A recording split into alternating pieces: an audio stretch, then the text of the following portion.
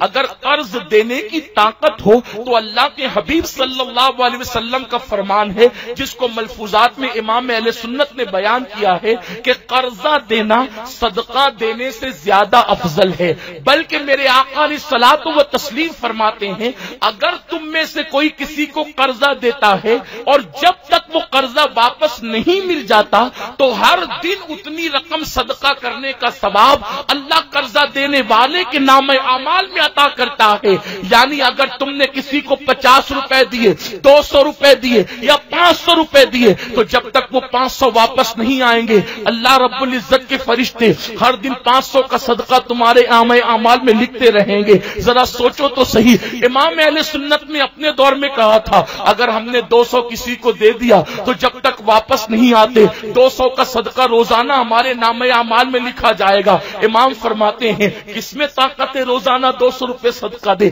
یعنی اس دور میں جبکہ 4 آنے کے اندر مہینے بھر کا سامان آ جاتا تھا، اس وقت امام نے فرمایا کس کی طاقت ہے کہ 200 روپے صدقہ کرے؟ اللہ اکبر! تو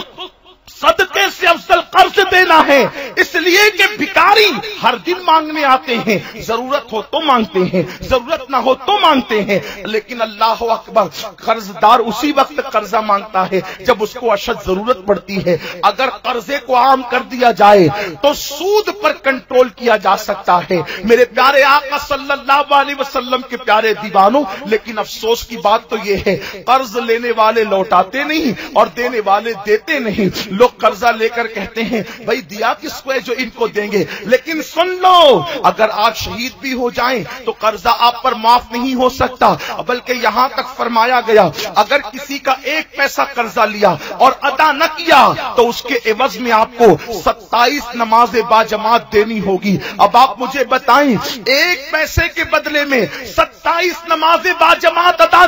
دینی ہوگی اور 100 پیسوں کا 1 روپیہ بنتا ہے، یعنی اگر کسی کا 1 روپیہ لے کر کے نہ دیا تو 2700 نماز باجماعت آپ کو دینی ہوگی۔ مسلمانوں مجھے بتاؤ نمازیں پڑھی ہی کتنی ہیں جو آپ کسی کو دے سکیں گے؟ اس لیے کسی کا قرض لو تو ادا کر دو،